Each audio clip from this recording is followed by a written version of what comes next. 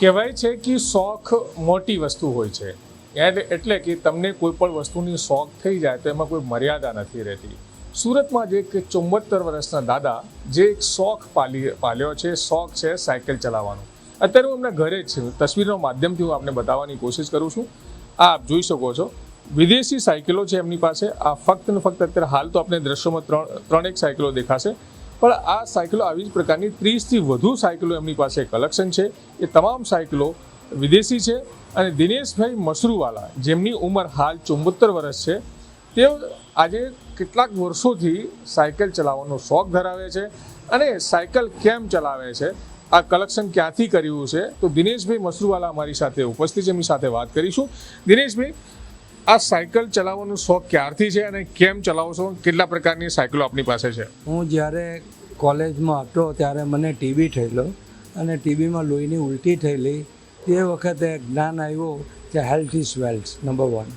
અને ત્યારથી સાયકલિંગ અને સ્વિમિંગ તે દિવસથી ચાલુ કરેલું, સારા થયા પછી વર્ષ પછી, અને આજ દિન સુધી that activity is continue. At the age of 74 મને ₹1ની દવા નથી. It is a God grace and that credit goes to cycling and swimming. બીજું સેવ પેટ્રોલ સેવ નેશન, એક મોટો હું ચાઇના શીખીને આવેલો.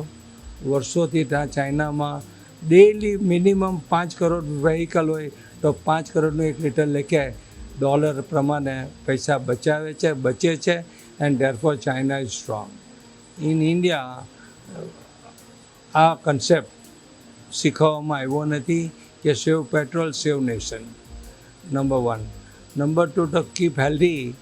તો તમારે વહેલા સૂવું પડે સાયકલિંગ કરવા માટે, અને વહેલા ઉઠો તો તમને ગરમી ન લાગે. એક ગ્રુપ બને સાયકલિંગનું, સ્વિમિંગવાળાનું ગ્રુપ બને, અને વહેલા સૂઈ જાઓ. That is extra benefit. That's it. અને હું વર્ષોથી ઘણી બધી વખત Dubai, Singapore, Taiwan, Korea, Thailand, વિયેટનામ, China ઘણી બધી ટ્રીપ થઈ છે. દરેક ટ્રીપની અંદર આવતી વખતે હું સાયકલ ત્યાં પરચેસ કરું ને અહીંયા લેતો આવું છું બાય ફ્લાઇટ. મારા લગેજમાં જ 20 કિલોનું લગેજ હોય એમાં ઇટ ઇઝ અલાઉડ. પેકિંગ કરવું પડે, ઇટ્સ ઓકે. તો સાયકલ પર ત્યાં ચલાવો છો ખરા કે પરચેસ કરો? ડેફિનેટ પરચેસ કરું અને ચલવું. આમ તો કોઈ સાયકલ આપે નહીં ને, બટ પરચેસ કરવી જ પડે. અને પરચેસ કરું, that's remain my hobby. And by the way I can save my ટ્રાન્સપોર્ટેશનના ખર્ચા મારા બચી જાય. ને એક જોય એની અલગ હોય છે. આગળની સીટ પર 2-3 લેડીઝોને થાઈલેન્ડમાં પટામાં બેસાડેલી. That's a unique experience. અહીંયા તો મારી ઘરવાળી પણ નહીં બેસે સાયકલ પર બેસીને કે કચા ફરવા જઈએ. Nobody will sit. But in Thailand it was too good. સુરતની સડકો પર સાયકલ ચલાવવાનો અને વિદેશની સડકો પર સાયકલ ચલાવવાનો કેટલો ફરક છે? ઘણો બધો ફરક. ત્યાંની જે એટમોસ્ફિયર, ત્યાંની આબોહવા, ગવર્મેન્ટે બનાવેલી system, peoples are following. Taiwan છે, કોરિયા છે, તાઇવાન છે, એના જે સાયકલના રૂટ છે એ પર તમને વેહિકલ કોઈ 2 વ્હીલર પેટ્રોલવાળું વેહિકલ ના મળે. It is all cycle. ને સવારથી રાતની મોર્નિંગ 3 વાગે 2 વાગે પણ એટલે રાત્રે મોર્નિંગ થતાં પણ સાયકલના તમે જૂન દેખાય, જૂજ. 100-150 kilometre is nothing for them. 100 kilometers to 150 kilometers in one day drive a bicycle non-stop. બાકી સુરતમાં સાયકલ ચલાવો છો? સુરતમાં ચાલો તો તમારે જાનને જોખમે ચલવો. જાન અને જોખમે ચલવો, કારણ કે અહીંયા કંઈ ડ્રિંકનું તો કંઈ રિસ્ટ્રિક્શન છે જ નહીં. જેના જે મનમાં આવે ચલવે છે. સાયકલ ટ્રેક તો બનાવ્યો છે આપણે સડકો એ બતાવવા પૂરતો ખાલી અંડર પ્રેશર. અત્યારે કેટલી સાયકલ લોકો ચલવે છે જે મૂકેલી છે. ઓલમોસ્ટ એસએમ છે 3 કરોડ રૂપિયાની સાયકલ ખરીદેલી છે. બધી બંગાળમાં ફરે. તમને હાર્ડલી કોઈ સાયકલ રોડ પર લોકો ચલાવતા દેખાય, મહિલા હોય હાર્ડલી. તો 17 વર્ષની ઉંમરથી આપણે સાયકલ ચલાવવાનું શરૂ કર્યું છે. આજે 74 ઉંમર થઈ ગઈ છે આપને.